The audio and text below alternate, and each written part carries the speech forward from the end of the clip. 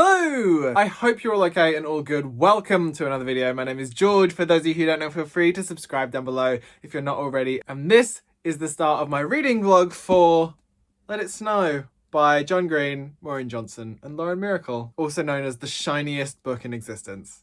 Ding! I started reading this last night, and while I was editing my reading vlog for I'll Be Home for Christmas, realised that I didn't do a proper intro to that. So with that in mind, I'm learning from my mistakes and I'm doing an actual intro to Let It Snow. So the first story in this collection is The Jubilee Express by Maureen Johnson. I do know that all of these stories will collide in some way based around the fact that this is like, there's the worst storm in 50 years and it's these three stories that interconnect around the festive period. So I'm very much looking forward to getting into it properly. I read a chapter last night, just sort of dip my toe in and get myself into it. And I mean, it's like 20 pages, but it was good so far and I'm enjoying myself. So I'm going to try and kind of intercut more little moments of me talking about it. This is going to be a different reading experience to the one for I'll Be Home for Christmas, because rather than it being 15 short stories, this is 3 slightly longer stories in this collection that all sort of collide with one another. And when I finish this, maybe I'll watch the Netflix adaptation, because I've not watched that yet, despite the best intentions, because it was one of those things where it's like, oh, I'll read it first and then I'll watch it, and then of course I never read it. So let's go. If you watch the writing vlogs as well,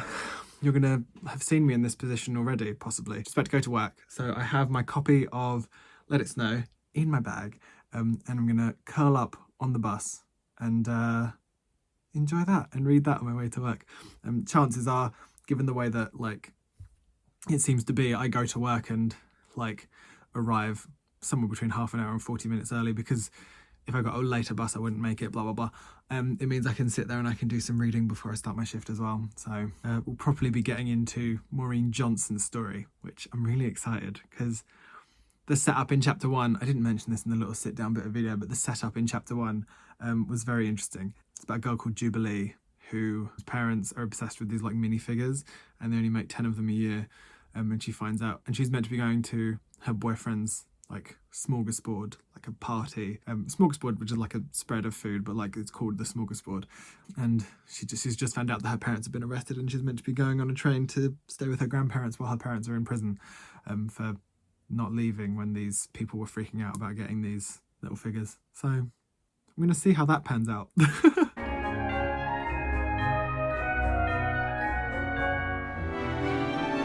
So I have made it home. I finished Maureen Johnson's story earlier on, which you might have seen already, and I really enjoyed it. I thought it was so lovely. Hers was a story, I think I already mentioned it earlier on, about a girl called Jubilee, whose parents go to prison. I think I mentioned that part. And then the bit that, what happens after that is she gets on her train, she goes to her grandparents, and the storm stops the train in a place called Gracetown. And she gets out of the train and she goes to, a couple of things happen. She gets out of the train, she goes to this Waffle House, and it's here that she meets this boy called Stephen, who invites her back to his house. It's not as unsafe as all that. He seems like a decent guy, and like there's a whole lot of other things going on. She's not just like stranger danger ranger. What it turned into was a lovely little romance, and I really enjoyed it. I thought it was really great. It wasn't like a short story in the sense that like the others were short stories. This was kind of more like a little novella, and it was really enjoyable. And I think it's the first Maureen Johnson that I've actually read. I know that Hotkey published some Maureen Johnson a few years back in the UK, but I've not read any Maureen Johnson, I don't think. And I really enjoyed that. I thought it was really nice. And the voice in it was really quirky and a bit different. And I don't know, there were a few moments in there that were kind of that really spunky Jennifer E. Smith kind of contemporary YA feel, which I really like. So thoroughly enjoyed that. Moved on to John Green's story, and I'm not enjoying it as much. I don't know what it is. I'm only a couple of chapters in, but at the Waffle House in Gracetown, when Jubilee gets off the train, so do a bunch of cheerleaders that met in that carriage that she was sitting in, and they end up in the Waffle House as well. The person at the Waffle House calls the main character of John Green's story and tells him to bring like his friends along to kind of see the cheerleaders. And like, maybe I just don't like straight boys. Maybe that's what it is. Because like, I stopped reading halfway home, maybe because I was tired, but I just kind of found myself sitting there being like, really? Is this what we need right now? Do we need straight boys lusting after cheerleaders and being a little bit gross about it. So I wasn't enjoying that one as much. I am going to keep reading it, obviously. And I assume it's going to get better. And that this character, I think his name's Tobin, won't be such a knobhead. But his friends are kind of knobhead-esque. So that's not as fun. So we'll see where it goes. But that first story, Maureen's story, loved that. Thought that was great. Thoroughly enjoyed that. So, yeah, there will be more John Greenness tomorrow. Didn't expect to not be enjoying the John Green story, if I'm completely honest with you. That makes me nervous. Ugh.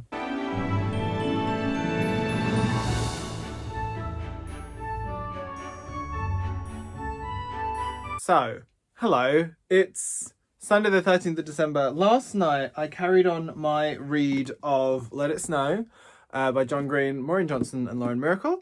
I did mention that I wasn't enjoying John Green's story. I've not finished this yet. I am on page 240, so I'm quite near the end. I'm like probably about halfway through Lauren Myracle's story. I did finish John Green's story yesterday. And it was good. It definitely improved as the story went on. The problem that I had with it, I think, is the way that the straight boys, all of them, were referring to the cheerleaders. And it did get called out by the female best friend, whose name is the Duke, in the book. It did get called out by her. But it was just a little bit uncomfortable making for me. I was sort of reading it and I didn't really enjoy that part of it very much. As a story, it was interesting to see how it crossed over with Maureen's story and how the Waffle House in this story particularly was like the central point for the story. And reading Lauren's one, I'm intrigued to see how that's going to come into play as well, because there's already been some character crossover. So I'll be interested to see how all of that pans out towards the end of the book. I definitely preferred Maureen's story to John's, and I think it's because Maureen's story didn't make me feel uncomfortable at all. I just enjoyed Maureen's story, whereas with John's story, I found myself very uncomfortable at the beginning, and it was sort of hard to get out of that in a way. So when what happens in the book happens, what culminates in a romance, it didn't feel as satisfying to me. Which is no disrespect. I love John Green. I love John Green's writing, and I've loved a lot of his books. So the fact that this one didn't quite resonate with me is fine. But yeah, I was a bit disappointed in that one in the middle of the book. It did feel like kind of a dip for me. But I'm enjoying Lauren's story so far. I'm enjoying her main character. I think she's very interesting. Her story is called The Patron Saint of Pigs, which I don't know what the relevance is, but I'm enjoying it so far. It's good fun. So yeah, no complaints from me on that one so far. Really, really enjoying it. Already seeing the crossover, which is also really, really fun. The crossover with Maureen's story and John's story, which is, I think, it's an interesting collection. Like, it's not like with the I'll Be Home for Christmas collection where it's like a lot of separate stories. It's all of these things connect in some way, and it's not necessarily in a big way. It's just sort of location-wise, and the storm and like a couple of characters here and there get mentioned. It is interesting. An interesting idea for a little collection. But yeah, I will finish that this week, and then you will have fully fledged reading vlog again. Ding. Oh no, kids, the glamour doesn't stop. It is Tuesday, the 15th of December. I am at a bus stop. It is 10:20. I finished my shift and I am about to get on the bus home. Chances are I'm going to finish Lauren Myracle's story on the way home. I'm thoroughly enjoying it. I think it's so great. It's fantastic and I'm loving it. So that's most definitely going to happen. But I'm already tired, so it will be straight to bed. So I'll give you the full wrap up of it tomorrow, I imagine. Hello! As predicted last night on my way home from work, I finished Let It Snow by John Green, Maureen Johnson and Lauren Myracle. I thoroughly enjoyed it. Lauren Myracle's story, The Patron Saint of Pigs, is about a girl called Addie who, I don't know how much I can say without like revealing what happens in the other stories. Addie has recently gone through a breakup with a different character that you hear about in other people's stories. I think I can say that. And the story is It's a Wonderful Life, very Christmas miracle-y. It was really, really enjoyable. I found myself getting a little bit choked up near the end. And I think that was because at the end of the video, the other characters that have featured in the other stories, it all sort of came together and connected in a much bigger way than I was anticipating. I think between Maureen and John's story, there wasn't a huge amount of connection from Maureen into John's, and that was fine. I just think it gave me a weird perception of the books, and I was like, oh, so they're sort of connected, but sort of not. Whereas in Lauren's story, it's kind of everything that's happened in the two previous stories sort of comes up in Lauren's story, which I think made it really, really interesting. On the whole, as a collection, I thought it was really lovely. I really, really enjoyed myself. I thought it was something a little bit different. It was a different kind of collection to be reading, and I just really liked it. It was very gentle. It was very cozy. There was nothing majorly dramatic happening. It was a very, very lovely little Christmas story. I'll be interested to see what the adaptation looks like on Netflix. I have downloaded it and I may watch it over the Christmas period. But yeah, I thoroughly enjoyed this. I thought it was a really fun read. Could it have been queerer? Yes. I think my only problem with it, I think, was the fact that it was just very straight, and that was just kind of boring. Because I prefer queer books. I just like queer books. So yeah, it was very, very straight, and it was very like boys falling in love with girls, and that's all very fine. But yeah, it was a really great set of 3 stories. I loved the way they came together. The ending was very, very satisfying. And yeah, if you're looking for something that's a little bit gentle, a little bit clever in the way that it does things, I think this is one for you. I thoroughly enjoyed it. And that is book number 2 on my Christmas TBR, on my festive TBR. Am I going to manage to read the rest of these? I don't know, but I'm certainly going to try. I think I might read A Snowfall of Silver next. I think. Or maybe I should do Dash and Lily.